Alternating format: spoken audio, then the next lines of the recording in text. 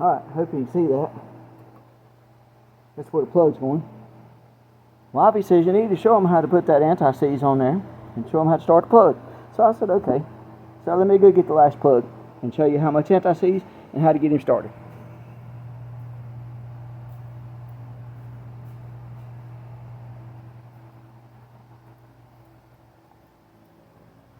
Alright. That's plenty of anti-seize.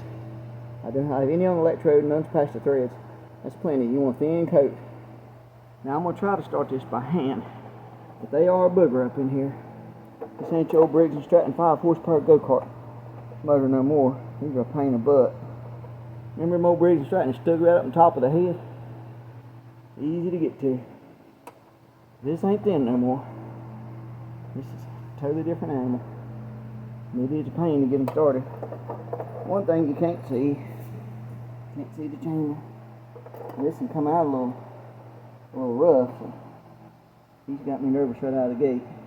But he's going by hand. I'm gonna run him in by hand all that I can. I hope y'all can hear me. I got to get this mic thing figured out. I have mics, but I don't know how to hook them up to my phone. Alright, he's in by hand pretty good. Now, I'm gonna take my extension here that I made up. I had to make one up last time. I meant to get a plug socket for this thing. Alright, I got my extension on it. Well, I ain't got my socket on it. And you just want to run it in by hand as best you can. There you go. Run that thing in all the way by hand. You'll feel the threads. They're kind of boogered up. Not boogered up, but they're not the best in this side of the head in this thing.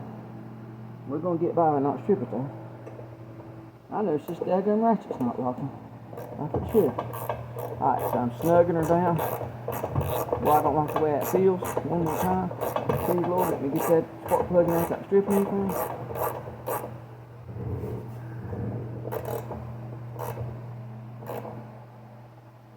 And fellas, you just want to snug it. You don't want to kill it. Just snug it. I mean, just snug.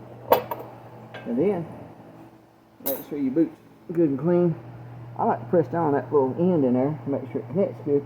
And snap it on, and you'll feel it click, click, click. And that's it for spark plugs. Alright, that's pretty much got this part of this series. I'll probably go back over it. We're going to fire them up here in a minute. I'll probably go back over it and tell you every little thing I've done. That's a complete service, except for blades and belts. We'll check the belt and do blades. But as far as motor, that's a complete service. That's engine oil, oil filter, that's 2 spark plugs, air filter, fuel filter, and that's pretty much all it requires. They say do it once a year. Now, I leave my dirty oil in mine all winter because I put it up with dirty oil in it, and I service it at the beginning of the season, which I'm a little bit late right now, but I service it at the beginning of the season, and that way I know it's good all season. I'll leave that dirty oil in it all winter. That way I have fresh oil. It does, in case it gets any moisture in it, you get the moisture out. I run it, I'll cut my grass one time with it, with the old oil in it, at least heat cycle it, and then I'll do this on everything, motorcycles, whatever, anything that's parked over the winter time. I'll get up the operating temperature, get the moisture out of the oil, out of the case, and then through the oil, and then I drain the dirty oil, and then I put my fresh oil in it. So I leave my dirty oil in all winter. A lot of people, I'm going to service my lawnmower and put it up. I wouldn't do that. I'd leave it dirty and service it in the spring. That way you get all the moisture out of the block, the condensation. Alright? And we'll probably come back and do one more wrap up. I'll walk around this thing, show you everything I did. Total time in this project, nothing. Even filming, which I'm not good at filming, but even filming, I've done this live feed, not live feed, but I haven't edited anything, and I might not, because I don't really know how. But anyway, I don't know how much time I got in this thing, total labor. My wife come down here, she had to borrow this and that, and da-da-da, you know, phone runs, stuff like that, a couple of things went on. But anyway, I could probably had this whole project done in less than an hour, okay?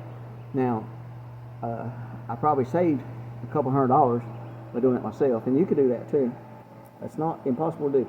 Men, women, anybody can do this. If you're a single lady, you live by yourself, whatever, maybe you're independent, you want to do it yourself. It's not hard. You know, this is not hard at all. I don't know what lawnmower shop charge. I don't care. I'm not trying to compete with them. I don't want to steal their business. No, I don't want to service anybody's lawnmower. I'm just giving you some tips on how you do it yourself, and it's not that hard. Buy the right kit for your mower, and that's all you need. You know, it's pretty self-explanatory. I have used no special tools. I've used a pair of pliers. I've used a couple adjustables and a socket set, and that's it. And that's all you'll need. You should have that pretty much around the kitchen sink in your house. Okay. Anyway, I'm gonna cut the video here for a minute, and we might come back a little bit later. I might go ahead and run it heat socket, and then we might come back and show you everything I've done, and then the blades will be probably another day or another episode because the old back is killing me.